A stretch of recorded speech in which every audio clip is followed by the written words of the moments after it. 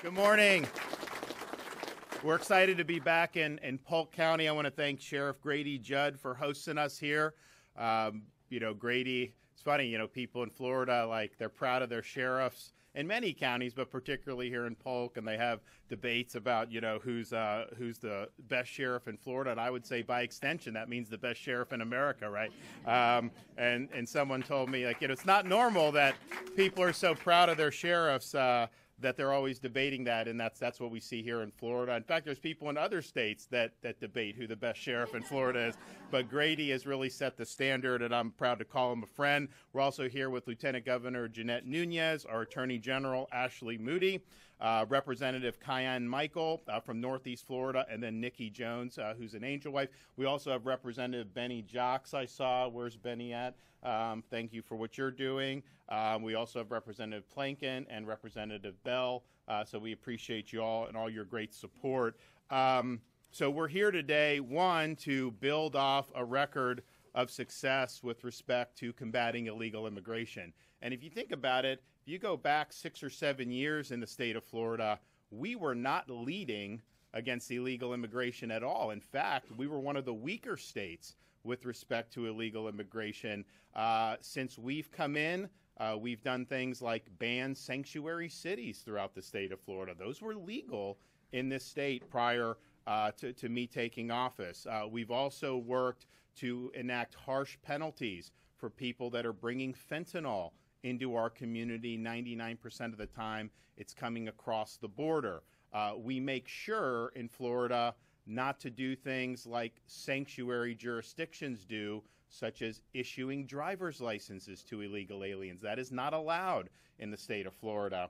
We also make sure that you're eligible to work to be here with using things like E-Verify. That's a magnet that brings in a lot of illegal immigration if you allow an illegal workforce. So the legislature passed last year, and I signed E-Verify legislation. We also understood that, yes, Florida does not allow driver's license, but you had some local jurisdictions that were trying to issue, quote, picture IDs or community IDs to people here illegally. NGOs, non-government organizations, were trying to do that.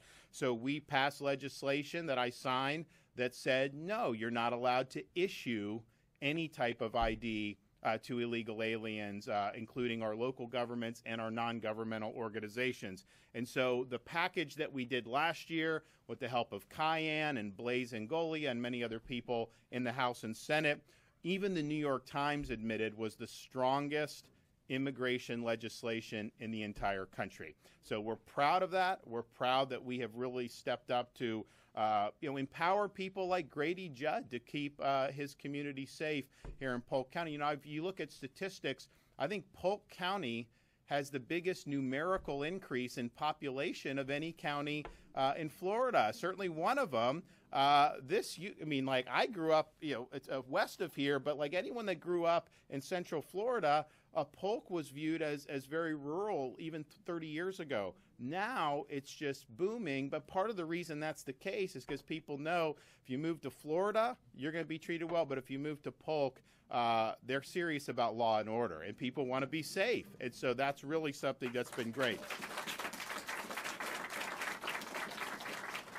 So we're proud of that, but we don't like to just sit and rest on our laurels. So I'm here today to be able to sign 3 great pieces of legislation, make some comments on another Senate memorial that was passed, and then give an update on what we're doing to prevent illegal vessels from coming and landing to Florida from places like Haiti. First, HB 1589. What you see is, yes, we don't give driver's license to illegal aliens, which you shouldn't. We don't recognize driver's license from other states that have been issued to illegal aliens, so that's smart. But you still have people that come and drive without a license. One of the biggest deterrents we can do for illegal immigration is to make sure people that are doing that are facing serious consequences. And so that's what that bill does. It increases the maximum sentence for people who are driving illegally without a license, and even provides mandatory sentences for repeat offenders. This is going to be a deterrent for illegal immigration into the state of Florida.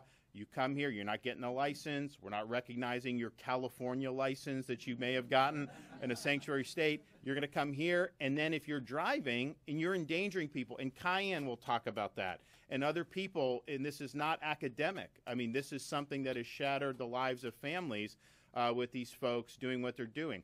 So this is important. So I'm happy to be able to sign that. The other thing, the second bill is Senate Bill 1036, enhances penalties for a crime committed by an individual who returns to the country illegally after deportation. And what you find in some of these really significant incidents where people are getting raped or murdered is it's not only an illegal alien, but it's somebody that had already been deported from this country and then comes back to commit crimes again. So in the state of Florida, if you have been deported and you come to this state and enter our state and you're here illegally and you commit crimes, we are throwing the book at you. And you are going to regret coming to the state of Florida. So I'm happy to sign that into law. And then the other one is House Bill 1451. So I mentioned we don't allow local governments or non-government organizations to issue any type of identification to people that are in our country illegally. But we also want to make sure that they can't get a group in California to just issue them, and then our local governments are honoring that. So what this legislation does is it says no jurisdiction, state or local, can recognize those types of rogue identifications that are issued to illegal aliens. And so all in all, those are three very positive pieces of legislation. I'm going to sign those into law in a second after we hear from some of our speakers. I also just want to applaud the legislature for Senate Memorial 1020. So these memorials are calling on Congress to do certain things, are calling on the federal government. So they have called on the federal government to designate the Mexican drug cartels as foreign terrorist organizations. And I think that that would go a long way. It's something that I've supported for a long time. And they are foreign terrorist organizations because they are importing product into this country that is killing our people by the tens of thousands each and every year. Finally, give an update on I recently made an announcement augmenting our resources in southern Florida with respect to warding off a potential influx of vessels carrying illegal immigrants from places like Haiti. This is not a new operation for us.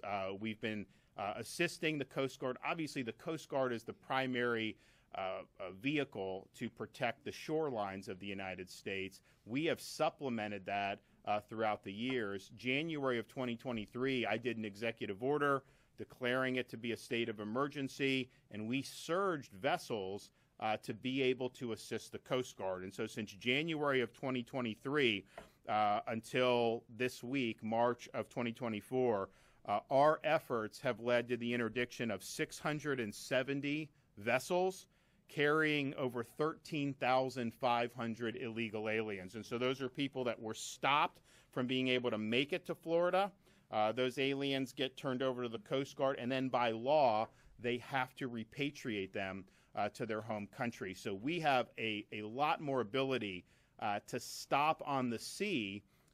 If the Coast Guard decides to dump in our state, it makes it much more difficult for us because our tools aren't as good. So this has been a very successful operation. And so what we decided to do, given the situation that's happening in Haiti, some brutal reports that are happening, we want to make sure that we're protecting Floridians. And so we have authorized additional officers with the relevant agencies, Florida Department of Law Enforcement, Florida Fish and Wildlife. We've also augmented the National Guard, another 48 guardsmen, up to 133 soldiers from the Florida State Guard, and 30 additional officers from Florida Highway Patrol, 4 additional helicopters through the National Guard. So this is a significant augmentation. And I think the message is the last thing you should want to do is get on some boat and think you're going to come through from any of these islands to get to the state of Florida. The most likely scenario is you will be stopped and you will be returned to your country of origin. So it's a hazardous journey. It's not worth doing, and we have the resources that are going to continue to keep the people of Florida safe. just recently, within the last couple of weeks, and this will be made public later today, our Florida Fish and Wildlife officers interdicted a vessel that had 25 illegal immigrants, potential illegal immigrants from Haiti. In their boat, in their vessel, they had firearms, they had drugs, they had night vision gear, and were boating very recklessly, which would potentially endanger other folks. So that vessel was interdicted near the Sebastian Inlet, and those illegal aliens were turned over to the Coast Guard for deportation. So our folks have been doing this before we augmented this, and they're going to continue to do it. And we've got an incredible amount of resources that are now on display to be able to prevent. Now, what's different today than maybe in the past? Well, part of it is we have more resources that the state has been willing to put up, and this is not really our responsibility. This is the federal government's responsibility. Coast Guard does, by and large, a good job, but they're undermanned. They're under-resourced. So we're filling those gaps. I think one difference now is, and we see this with our folks that we have at the border, you have people coming across the southern border from all over the world. Haitians can get to the United States easier by flying to Mexico and walking across the border. And so I would anticipate if flights resume, that will likely be where a lot of those folks who are trying to flee, if they want to come to the United States, they're probably going to go to Mexico and then come in through the border, knowing that Biden will just let everybody in. Also think it's important to point out, we focus on the border. We're obviously doing things to interdict these illegal vessels, which I think is really important. But Biden is also flouting the law by creating an illegal parole program where he flies in people from foreign countries against the law and puts them into our community. So, for example, you just had an instance where one of the people Biden flew in from Haiti is now charged with sexually assaulting a 15-year-old with disabilities in Massachusetts. And you think to yourself, how is that protecting our people? You're putting our own people at risk through violating the law, a policy that's not authorized under the law. It's a violation of parole, how that's used, and he's doing that, and it's causing a lot of problems. So yes, the border has been a huge issue. There's a lot of different ways in which this administration is flouting the law. So in Florida, we're going to continue to do everything we can to protect folks and to make sure that this state continues to be a great state to live in. It's important to get the policy right. And we've got our policy so much better today than it was 6 or 7 years ago in the state of Florida with respect to illegal immigration. But you also need to have people that are going to be implementing that policy on the ground. And you have that here in Polk County under Sheriff Grady Judd. You have it across Florida with so many great sheriff's departments, police departments, and then, of course, our state agencies. All these people that have been out there fortifying our coastline, Fish and Wildlife, our National Guard, our State Guard, Florida Department of Law Enforcement, Florida Highway Patrol. These are folks that have been doing a lot. These are the same people that respond to Hurricane Idalia and the year before Hurricane Ian. A lot of the same agencies are down at the southern border helping Texas. And, of course, they have a lot of work they do on a daily basis. And so we really appreciate what people are doing who are wearing the uniform to help to keep our community safe. So I think these bills will go a long way to helping make their job easier and make them even more effective. And I look forward to signing them into law momentarily. But before I do that, we're going to hear from some of our speakers. So first, we're going to hear from our Lieutenant Governor, Jeanette Nunez.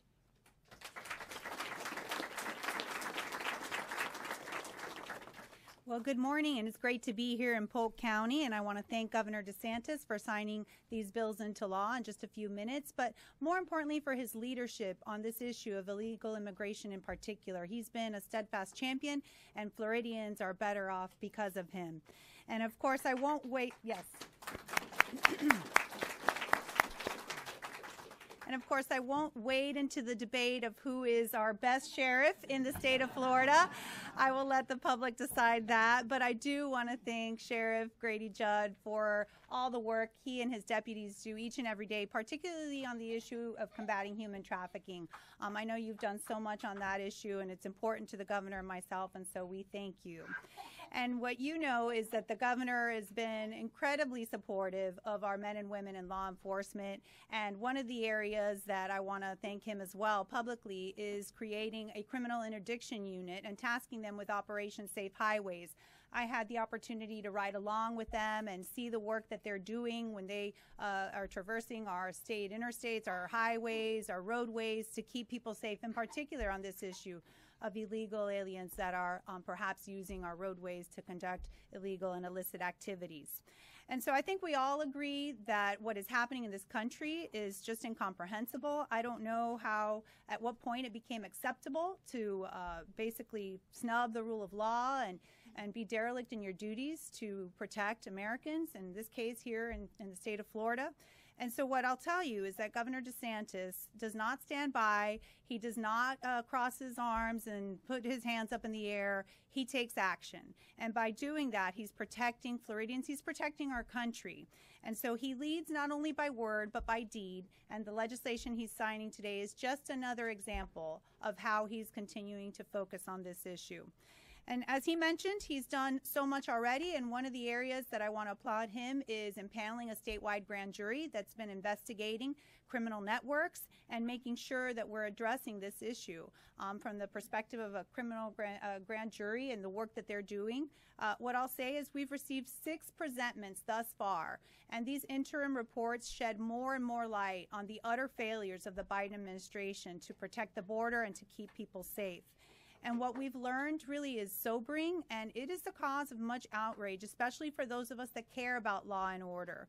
And in the words of the grand jury themselves, Floridians are almost dangerously naive and unaware of the magnitude and the malevolence of the illegal immigration industry. And they aptly point out, as the governor talked about cartels, how cartels are exploiting our border. They're using people and children as commodities. They're bringing into this country dangerous criminals, dangerous weapons, and dangerous drugs. So much so, they've seized enough fentanyl to kill upwards of 1 billion people.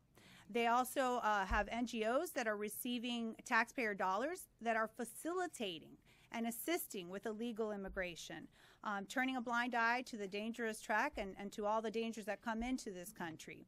They've also have the federal government bureaucracy is complicit, and they are rushing to release children to unvetted and unrelated sponsors. And since Biden came into office, we've seen over 10 million people cross our border, more population than 40 states in this country. So all of these statistics are alarming, they're shocking, they're sobering, and it really is shameful to see that illegal immigration, the industrial complex, because it is an industrial complex, it is alive and well, and it's a booming business. In Miami-Dade County, what we've seen is the immigration courts are facing the largest backlog of any court in this country, with 10% of the overall immigration cases. Further proof that Florida is indeed disproportionately affected by illegal immigration. And what's worse is that the overwhelming majority of those cases that are being addressed by the court, more than 90% of them lose their asylum claim. So again, the Biden administration is single-handedly responsible for this crisis, and we need to put an end to it. So that's why I'm so proud to stand alongside a governor that stops at nothing to protect Floridians. He's taken action, so much so that what you've seen is Florida is leading the way. Florida is a trailblazer on so many issues, but this issue in particular, and the support that we've offered those border states, but obviously with a focus on Floridians. So I want to thank the governor for prioritizing law and order every step of the way, and for his leadership in keeping Floridians safe. Thank you all very much. Okay. Attorney General. Well, thank you so much for being here with us today to celebrate this milestone in Florida. Certainly, this is a significant achievement by our legislature. Thank you for everyone here today who is shining a light on the challenges we face in this country. As you heard from the Lieutenant Governor, who's been a great Lieutenant Governor, thank you so much, and for highlighting the work of our statewide prosecutors and the Florida Grand Jury, who, upon the direction and insistence of Governor DeSantis, launched an investigation as to what was happening with transnational criminal organizations and how it was affecting Florida, those children that were being smuggled across the border, what we were seeing in terms of illegal immigration and the disastrous consequences of this president. And what we found is that you heard the numbers, 10 million people, 7 million of which we know came across the border because they were said welcome, processed right in, and then millions more that we never had contact with, smashing historical records. And what we know is that criminals have come into the country as a result of that breakdown in border security, which has been intentional, and it has been since day one, since President Biden has been in office. This governor recognized that this was going to be a real problem for the security and safety of our communities. We immediately started litigating against this administration, especially in the first month when our sheriffs told us that this administration had backtracked on all former policies and said, we're not going to deport those here illegally, committing serious crimes, committing felonies. I know everybody used to do that, but not under the Biden administration. That left our sheriffs and our police chiefs and our state officers on the front lines combating people here, committing crimes that should never have been here. The breakdown of the border, throwing open the gates, has allowed those criminals to infiltrate our country. Do not take my word for it as Attorney General. Take the grand jury's word for it. Take Director Wray's testimony this week in which he said, we know there is no doubt criminals have come into our country, are coming into our country, criminals related to transnational criminal organizations. In fact, even those organizations that have ties to ISIS. That was this week. This week, we also heard from a sheriff in South Florida who said we had a girl raped by 3 people here illegally. 1 came over at the beginning of this month, right across our border. And that is because the wide open border. Now, you heard the governor say it's not just the wide open border that's putting our community members at risk. It's also the programs that Biden has created. Never been done before, but now if you're in another country, he will bring you straight here. They've brought hundreds of thousands of people directly into our country and paroled them into the U.S. And as Governor DeSantis just said, we're already learning about those who are committing crimes. There is no doubt our country is left safe.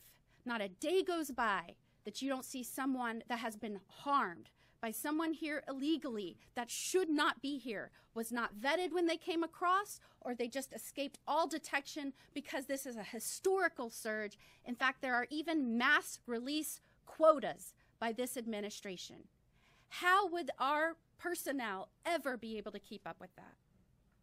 And these programs that have been created, which are totally unlawful, we have fought every step of the way. We have been in court litigating to push back on these illegal programs. With the support of Governor DeSantis, he's been fighting ever since, not just about not deporting those here illegally committing crimes, but to stop these unlawful programs. We can't even deal with the ones coming across the border. Why are we bringing more unvetted into the U.S.? It is untenable. This governor has done more than any other governor in this country to lead efforts like the bills that we will sign today. I would like to thank Bernie Jock, Kyan Michael, Melanie Bell, Rachel Plakin. The legislative leadership for these bills has just been remarkable. They fought for these. They were on the floor for hours fighting for these bills, and particularly the one that's going to enhance the penalties from those that re-enter after being deported that are committing crimes against our citizens. They will also enhance penalties for those committing crimes here that are tied to transnational organizations. Our prosecutors worked with the statewide grand jury, and that was a direct recommendation from the statewide grand jury to our legislative leaders to say, please strengthen our laws, to make it harder for those here who are coming with a criminal intent to do harm for Floridians. This will make an enormous difference. And what I want everyone here to know is that state leaders shouldn't have to be passing laws or fighting in court against our president to keep our communities safe. This is remarkable. This has never happened. We have a president who does not care what is happening or the effect on Americans or Floridians in terms of their family and community safety. And it's not just that he doesn't care. He is actively fighting states that are trying to do their work for them. He has battled Texas to take down the barriers they have put up. He has battled Florida when we've asked them, don't release criminals back into our communities. He has battled Florida when we said, please stop the mass releases so that we can make sure that our country is safe. Today, he is battling us in court. We just battled him this week and got a negative adverse decision, and we're going to have to appeal our president who fights us as this news comes across the wire. And so not as Attorney General, not as someone who has worked with this great governor or sheriffs across the state that has seen the devastation to families and communities as a result of these policy decisions, as a mother, as a wife of a law enforcement officer, I plead directly to our president. And I don't mean to make light of this, but put down whatever you are doing. This is not a partisan issue. These are people that are coming together in communities that have lost loved ones, that are feeling the dangerous effects directly a result of your decisions as to the security of this country. Pay attention, reverse course, secure this border, listen to the director of the FBI, listen to the families that have lost loved ones, listen to the Floridians who want safe communities and have to rely on a state government to defend borders when that is the responsibility of the President of the United States. Put down the ice cream cone, pay attention, and let's save lives. Thank you, Governor DeSantis.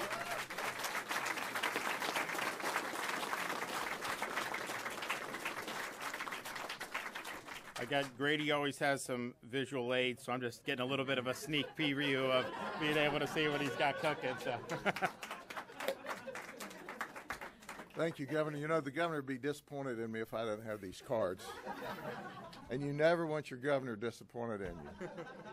It is truly my honor for you to be here today, Governor. And when you look at these men and women who stand with us, they are on the front lines. They're the ones keeping the people of Polk County, and there's ones just like them across the state and nation trying their dead level best to keep people safe. But we have to follow the law. And we wouldn't have the laws to do what we do without great governors such as you. And you are the man who's made such a positive difference. And you sent the message loud and clear. We're going to keep Polk County safe. We're going to keep Florida safe. We want the world to be safe, and especially the United States. But listen, I'm going to bring this down. You've heard the governor and our attorney general, who I think the absolute world of. Who, go ahead and leave that down there. That's right. That thing driving me crazy. And beside that, I got my star up here now. Okay. So it's important. I'm going to get this right down to the lowest common denominator. You heard the governor eloquently say what he's doing to protect Florida, and he's doing all that he can to protect us. But look, for those of you in Congress and the executive branch, this is a secure border. This is an unsecure border. Everybody knows the difference, except for the executives and the Congress, who are absolutely, totally tone deaf. Now, for those of you who are slow learners, this is a secure border. This is another picture of an insecure, unsecure border, both. Folks, they're coming here not just to find a better way of life like many of our forefathers did, but they're coming here to kill our people while they make enormous profits. And one example is fentanyl. Look at this. 377,000 people have died in this country since 2018 from fentanyl overdose deaths alone. And where did they come from? The fentanyl's coming from Mexico. We worked a large operation here. We found that the fentanyl had gone to Compton, was in a house in Compton. It came directly from Mexico to Compton. We bought 2 kilos of fentanyl undercover. We flew out there. Law enforcement there wouldn't help us enter the house. They don't knock on doors. The criminals are winning in California. The criminals are winning in New York. Governor DeSantis says the criminals are not going to win in Florida. And we're going to make sure we carry out those directions. Last week, you saw this card. We arrested 228 people in a human trafficking operation, and we rescued folks. Then there was this 21 people that were here illegally that we arrested out of the 228. Listen to me. 9% of all of the arrests in this one operation by these law enforcement agencies in one county, 9% were here illegally. And guess what? We also had victims from other countries. That's right. We had victims that came here. You know how these folks got here? The feds flew them for free. So we had victims that were victims of human trafficking that were here from Venezuela. The federal government flew them to New York, gave them some type of certificate. We asked them, what happens? Well, this guy comes with us to make sure we show up and do what we're supposed to. And then he takes us to the next and the next. And we go, well, how do you get there? They told us this. Well, we fly for free. They fly for free, but you and I are paying for it. It's very frightening to me, folks. And then here's what people, some of the mainstream media, some of the politicians, some of the elites are telling us every day, and they're saying this often enough, hoping we'll believe it. What they're saying is they tell us there isn't a border crisis. Have y'all heard that?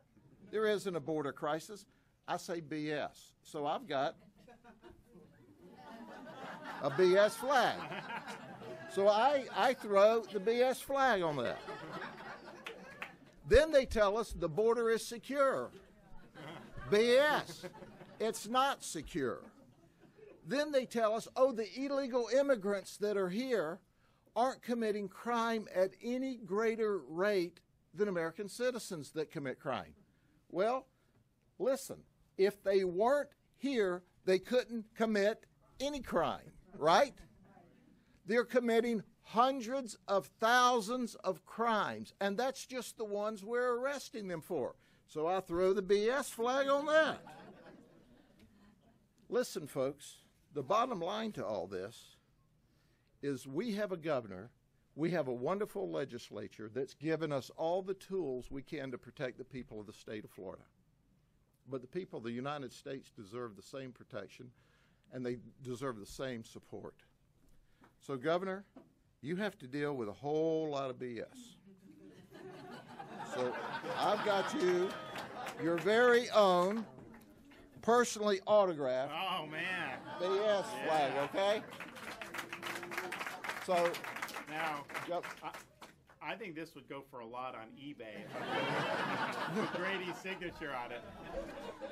So as I wrap up, folks, we're so fortunate to live in Florida where we have a leader that shows leadership every day. We have a legislature that gets it. We have an attorney general that's the very best, and she works with our office on a lot of long-term investigations. In fact, General, we're in the process of seeking out some people today that some of your team has worked with us on. So God bless the United States of America. And listen, we've got to send a message, not just across this state, but across this nation. The people have a right to be safe.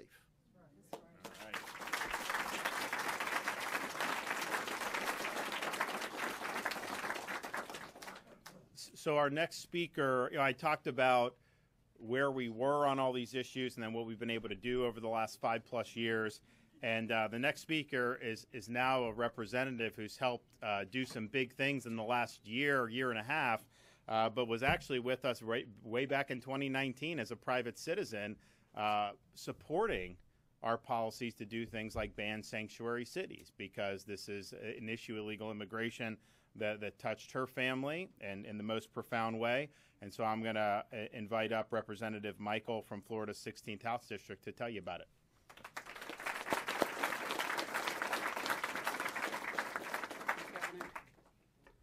Well, I'll tell you, it's hard to follow, Sheriff Judd. I just want to acknowledge our Lieutenant Governor, our Attorney General, Sheriff Judd, Bernie Jock. Oh, I'll tell you, we fought a good fight. I pulled you aside because I'm like, I think that they are just crazy. Help me here. And Representative Plakin and Representative Bell, and especially to you, Governor, because you're, I was driving here and I was thinking back in 2019, I had no idea I would be running for office. And here you were reaching out, and you wanted to hear from my husband and our daughters here, and the little boy over here acting up. That's our only grandchild. So we give him a lot of grace. And you wanted to hear about our Brandon. And for those of you all that don't know my story, our 21-year-old son, Brandon Randolph Michael, and we're from Jacksonville, Florida, was on his lunch break, and he was just going, typical 21-year-old, going to cash his paycheck on his lunch break, and a twice deported. That's why this legislation is so important. These bills are so important and why they're so dear to me. A twice deported illegal alien that had been in Jacksonville at least 7 years that we know of hit our child. He could not read the signs. People want to give him driver's licenses. I don't know if they've thought about, they probably cannot read our signs. Who could not read the sign that he was not supposed to make a U-turn at that particular location in Jacksonville. Ran into our child, caused his car to flip, and he killed him. And then he got out of the car and watched him take his last breath. And because he got out of the car, we were forced as a family that's already traumatized, because I just told him, I'll see you when you get back. You need to have oatmeal. That's what mamas do. And now someone's telling me he's gone. Every parent's nightmare. You never want to hear anything like that. Never expected that. He was totally healthy. He was engaged to be married. And he was looking forward to his future. He loved the Dallas Cowboys. Didn't care for the Jaguars too much, but... And now we are forced to go to court. We're victimized again, because now the state had to prove that that illegal alien was in the car, and he came through the southern border, same one that we're still having problems with today. And after all of the battles and weeks of having to sit there and look at the person that took my child's life that should have never been in this country, he was only sentenced to 2 years, deported for the third time. And he's probably back in our community. So when 2020 happened and I knew that Biden was going to do exactly what he said he was going to do, as a mama, that mama bear rose up in me. I'm going to run for office because nobody's going to beat me arguing why our borders need to be and have to be closed. And nobody has been able to beat me. And I'm just getting started, I'll tell you that.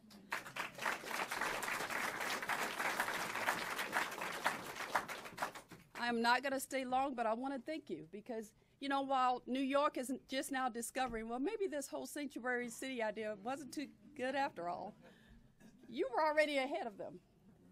And I remember as a private citizen, I was sitting in the committee room, and I could hear all of the other people saying, there is no such thing as sanctuary cities.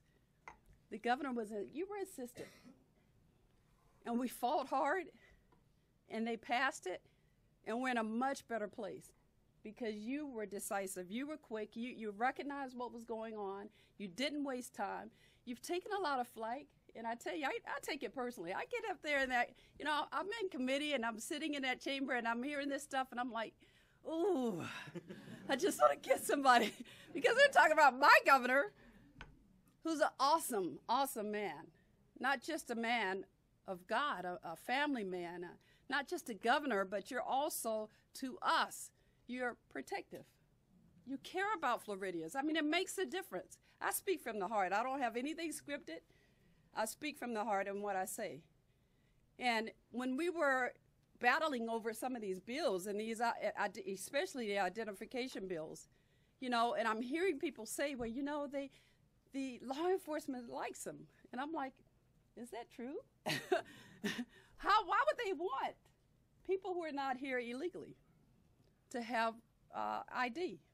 Why are they feeling as though they have the same rights and privileges as American citizens or people who did it right to come into this country, who waited in line, and they're proud to be American citizens? They should not have the same rights. And so I'm proud today to stand here and say that I'm going to witness this important legislation being signed. And I thank God for you. I thank God for your family. I thank God for all the sacrifices, all of you all. We're very blessed to have you all. Florida is the best state to live in. I'll tell you what, we don't even like leaving the state, do we? We're like, we ain't leaving Florida, wherever we go on vacation. And just as I wrap up a short story, my husband and I were in southern Florida just a few months ago, and we were driving back to Jacksonville. We got hit from behind. We exchanged information. There was no damage to the car. That's what we do, right? We get back to Jacksonville. I show it to our sheriff's office. They look immediately at the license plates of this person. He's like, that's not a real license. Then they ran the information. That person doesn't exist. So this is real. It is happening. You've heard it so many before me. So many people before me, you've heard this. But my entire purpose here today, and when I go back to Tallahassee, is to make sure that no other mother, not another father, no other family has to endure what we've had to do. And I know that is happening. I know that we're trying to slow it down. We're trying to do everything we can. But I'll tell you what, without the best governor that there is, we wouldn't be able to do any of this. And I'm very grateful. I'm honored. And thank you so much.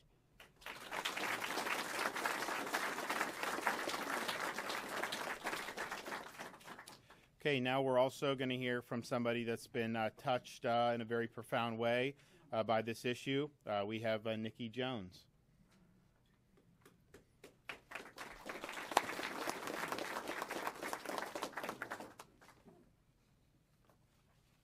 Good morning. I'm speaking on behalf of my husband, Shane Jones. He lost his life to an illegal alien drinking and driving back in 2019. The illegal alien that killed my husband had multiple high-risk traffic violations in between Hillsborough County and Polk County, including DUIs and traffic crashes involving property damage. ICE was never, ever contacted on any of those instances. He was even granted to attend DUI school in the state of Florida with his first DUI conviction back in 2013.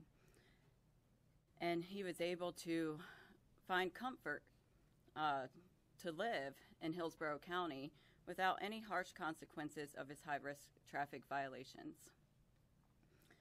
My husband was a 21-year veteran that just retired a year prior when he was killed. That left me to raise our two daughters alone. At the time of his death, they were 6 months old and 2 years old. I am in support of these immigration bills being placed because if they were in place and upheld prior to my husband being killed and immigration law was followed through, I believe he would be alive today and my children would still have their father. But instead, we're sitting here today and my children are forced to live and get raised in a broken home. I not only want to speak on behalf of my family and children, but on behalf of all families in the state of Florida and the United States that have fell victim to illegal alien crimes. Not only are the families in this country being destroyed by high-risk traffic violations on a daily basis, but also in drug, sex, and child trafficking crimes. My husband did not serve his lifetime for this country and serve wartime on behalf of our country to just be killed on his own soil by a person that was illegally here, that had multiple opportunities to be removed and wasn't. Shane would have wanted our families to feel safe and not have our families and children destroyed at the hands of illegal alien crimes. In many cases, could have been 100% avoidable if laws, bills, and policies were in place and upheld. I want to thank Governor Ron DeSantis, Representative Michael, Representative Jocks, Florida Attorney General Moody, and Sheriff Grady Judd to allow the voices of victims of illegal alien crimes to be heard and recognized and supported. We are the voices that are often silenced, and I thank you for not only the support, but taking action on behalf of the families and children of these senseless, avoidable crimes.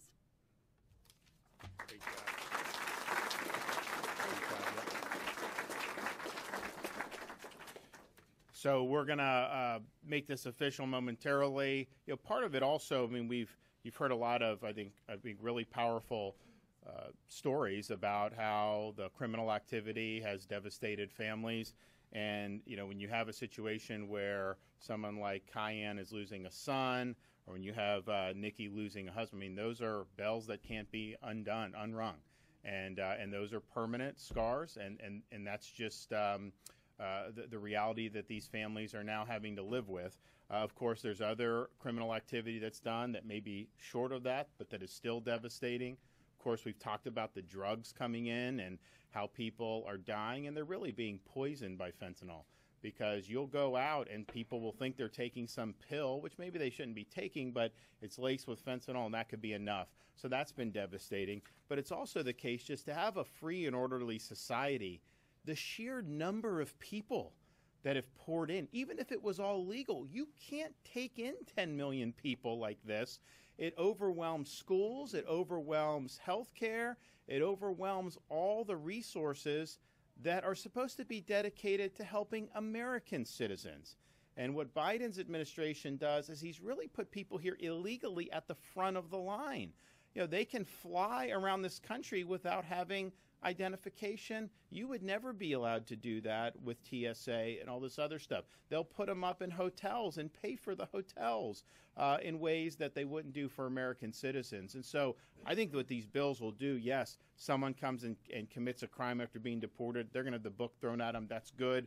We're ensuring that these local governments can't recognize any of these rogue out-of-state licenses, making sure it's, you know, driving without a license is going to be treated very seriously if you're here illegally. I think it's all good. It will reduce criminal aliens for sure, but I think it'll also just be a disincentive that Florida, you know, we probably have as many foreign-born as a percentage of any state, but we want people to do it right, and we don't want to have a massive number of people pouring. Look, we've got people pouring into the state from Illinois and New York and California as it is, and that's legally. You know, we can't have an influx beyond that. We just wouldn't be able to accommodate it. So I think that this will help recognize that just a massive number of people pouring into a country, that just doesn't work.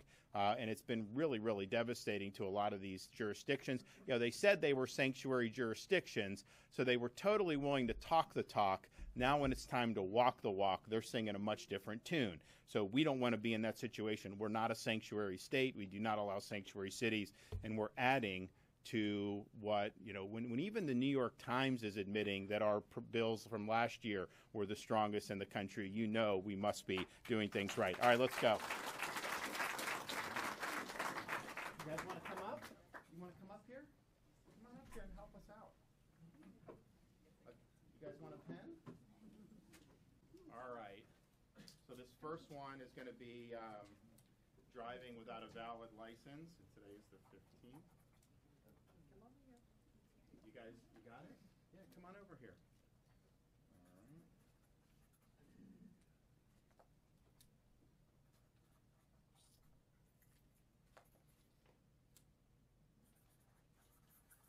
All right, that one's done. You guys want a pen?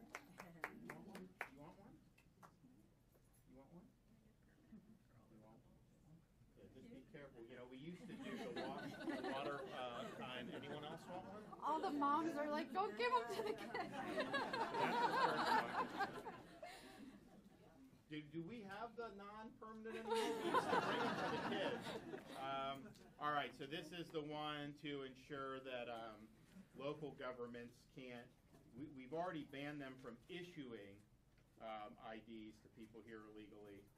This ensures that they cannot accept ID issued in another jurisdiction like California.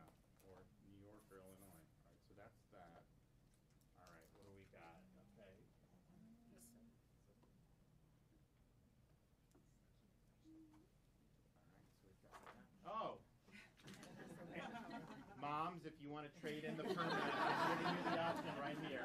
So just take that. All right. Good deal. And then this is the criminal penalties for people that are committing crimes after they've already been deported from this country previously.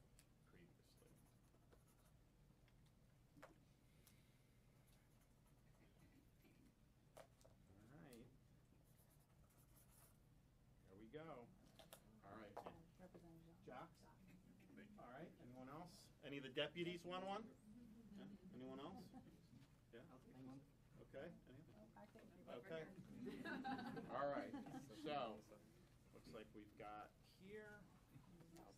I think I can do it. Got it? All right. And here. There we go. All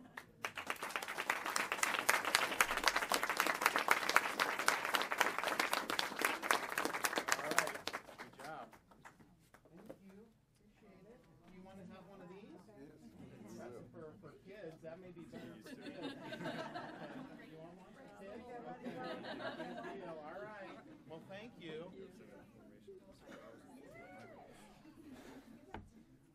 I'll let your mom decide which one you can keep and which one you can't keep. Well, look, this is great policy. I want to thank the legislature for moving forward with this. This is really, we've got more legislation that we'll be signing. We'll be highlighting things in the budget over the next weeks and months. But this was a great session for law and order.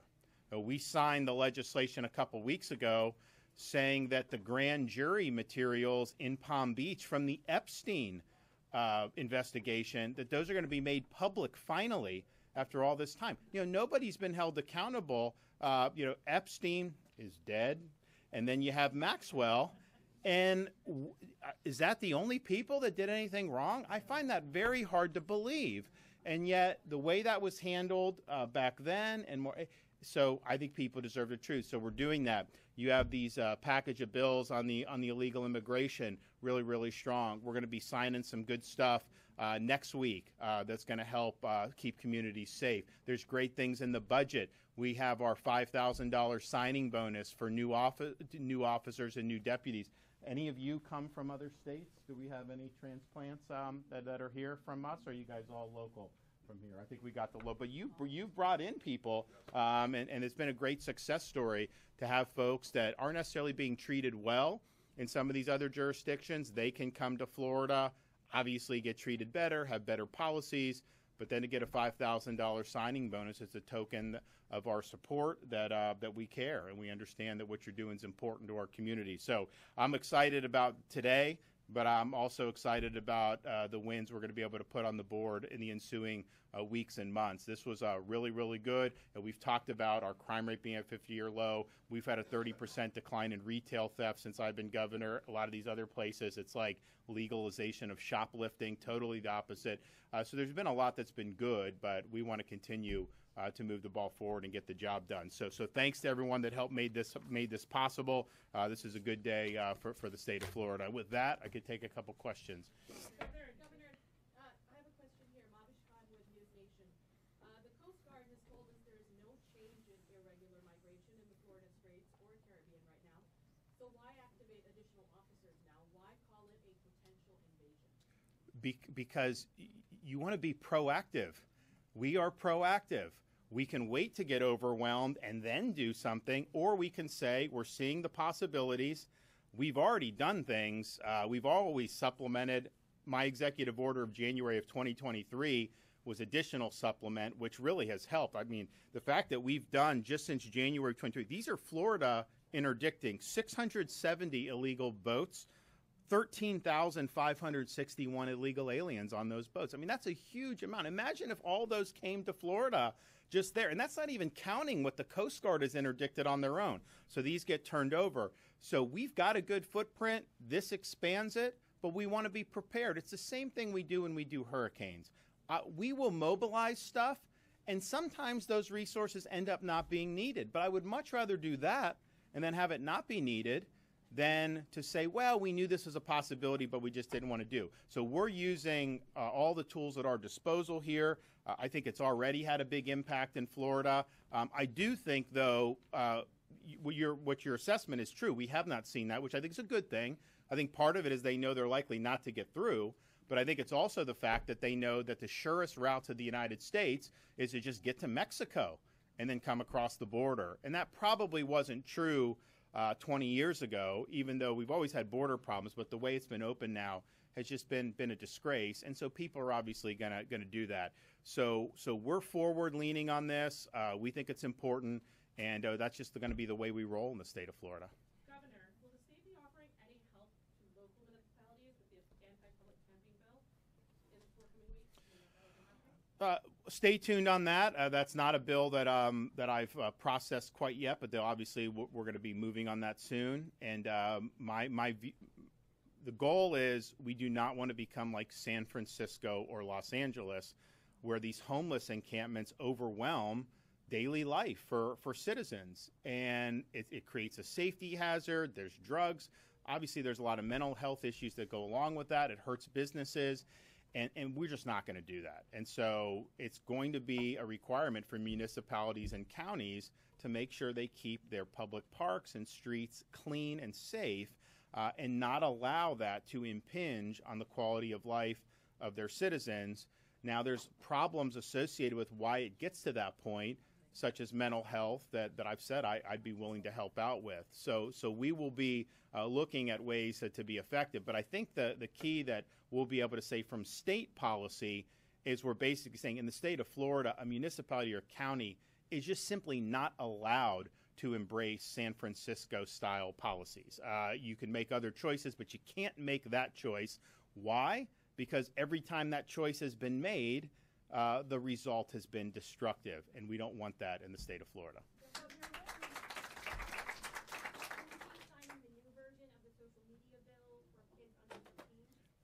Yes. I mean, I think that I had issues with the first version. There was a number of reasons, but part of it is federal law already says under 13 you're not allowed to have an account. Now, that's not being enforced, so we're going to have teeth to that. And then for the folks that are a little older than that, like 14, 15, it's going to be, okay, you can't get an account without your parents' permission. So we're empowering parents to be able to make those decisions. I've said for many years social media is a net negative on our society. I think it's a net negative on children. But I also wanted parents to have a seat at the table and not just say if someone's a freshman or sophomore in high school, that even if the parent wanted to authorize limited use, that we wouldn't provide that option. So I think that that's a good balance there that's being struck.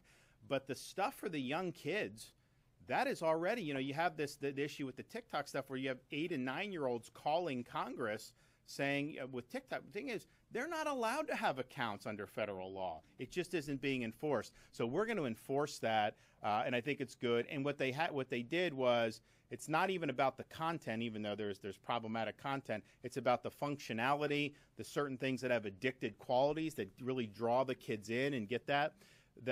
So I think what it does is it's really empowering parents the way it's structured. And the first bill didn't quite do that. And so we felt that they needed to do a little bit more for that. But look, I'm a dad. I got first grade, kindergarten, and pre-K 3. And all 3 of my kids have mentioned things like Instagram and Snapchat. When they do not get that in our home, we don't have it on our devices. They don't use it, but their schoolmates talk about it. These are things that are talked about. So I don't think it's healthy to have elementary school kids, on these phones all day. And, one of the things we did last legislative session, 23, when we did the Teachers' Bill of Rights, one of the things that we did to help teachers was say, schools can tell kids that you have to check your phone at the front of the classroom and actually sit in class and learn and not be on your device the whole time. And the districts that have done that have reported everyone's a lot happier by doing that. And so this bill is part of that. How you deal with schools, I think there's a lot, but we really want our kids, I think, to not just be wedded to a handful of social media apps. I don't think ultimately that's something that is going to be healthy for our society as our kids grow up and their kids mature. And the thing is, with parents, I want parents at the table. I wanted to have the parental consent element to that, but at the same time, to just say, well, parents should just be able to control everything. As a parent, you just can't control everything. There's all kinds of things that are there. And so I do think parents, would appreciate some support so that this is structured in a way that increases their chance of having successful outcomes with their kids. So that's really what we're looking at. And I'd also just point out, and I've been one that's been saying, not every use of social media is bad. There's kids that use it. There's kids that have learned from it and stuff like that. You have to acknowledge that. But, and I think Grady would echo this, social media is like a predator's best friend. I mean, when they're going after minors, if they can get on social media and have access, oh man, that's all that they want to do.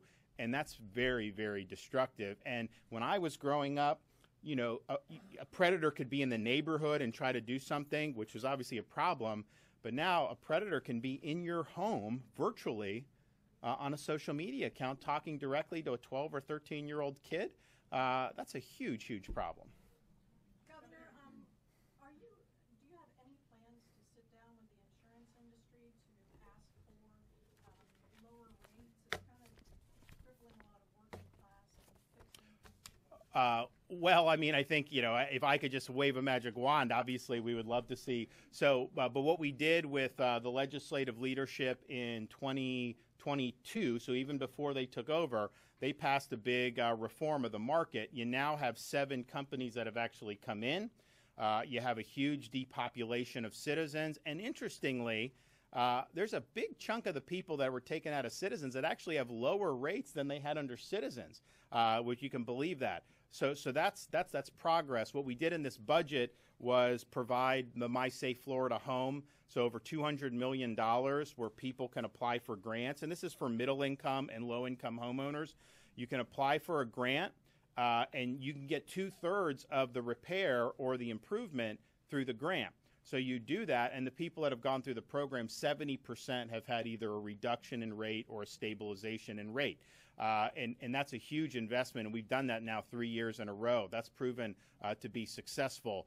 But ultimately, you got to have people that want to come in and do business in the state. They didn't really want to do that as much prior to these reforms. I think those reforms have seen more capital come in, but it's ultimately a private market, and you've got to do that. So yes, I will ask, I'd love for people, for them to offer, $1 a year or whatever, but the government can't set that. It just doesn't. That's not how a market works. So we have more people in the market now. I think that's been a good thing. The legislature also gave everyone a 1-year holiday on the insurance tax that goes on the homeowner's policy.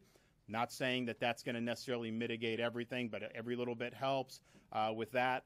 And so that is something that we'll sign into law with respect to the tax package. I do think there's other companies that are looking to enter Florida's market. And if you think about how much insurance has gone up nationwide in a lot of these other states, you've had a lot of companies flee over the last couple of years, like a California. Here, because of what the legislature did, you actually have people coming in to the market, and that's what you need. If you don't have that, if you only have 1 or 2 options, then they're never, ever going to be in a situation where you're going to be able to shop for more competitive rates. Governor, a quick clarification on your remarks today. Can I get a clarification that you are specifically criticizing the humanitarian 2-year parole programs on Cubans, Nicaraguans, Haitians, and Venezuelans? It's not authorized by law. That is an abuse of the parole. The parole in federal law is very limited. Ashley has gone to court, and we've actually won victories on Biden's abuse of parole in the Northern District of Florida. So for him to do this whole program underneath the parole, it just doesn't work. So you're bringing somebody in, like they brought in the guy from Haiti, military-age male. He's dumped, I think, in Massachusetts. I think he came in maybe in New York and then ends up in Massachusetts. And then he's now accused of sexually assaulting a 15-year-old. It's like, okay, the law did not require you to bring that person in. You are abusing the law to do that. How is that benefiting the American people? This whole idea of anything we're talking about immigration, it should be what benefits Americans. And if it doesn't benefit Americans, then you should not be doing it. So I think what he's done is not consistent with the law. But I think his abuse of parole is something that he's done since 2021. That is not the reason that was there. He's effectively changing the law without congressional consent. But I'd also say this, as a Republican, I hear these Republicans in Washington, they rail against the border, they rail against the inflation. And yet next week, they're going to turn around and fund Biden's border policies. They are not going to fight to defund his programs. You could very easily defund his use of parole. You could very easily mandate construction of a border. There's things that they could do. They haven't even tried to do any of that. So they're going to fund, most likely, his policies going forward, and they're likely to spend money at a higher level than even this bad budget deal of last summer called for. What's caused the inflation? It's the borrowing, spending, and printing of money. So I would like to see some action to fight back against these policies. We're doing our part in Florida to fight back, but this is actual legislation. This is actual executive action by mobilizing the resources in southern Florida with the vessels. It's not just going out and pontificating or complaining about it. So you have the power of the purse. If you do not like what Biden is doing on immigration, which I do not, and I think most Americans do not, then choose not to fund what he's doing on immigration. Because you know what? That's why we sent you there. All right, thanks, everybody.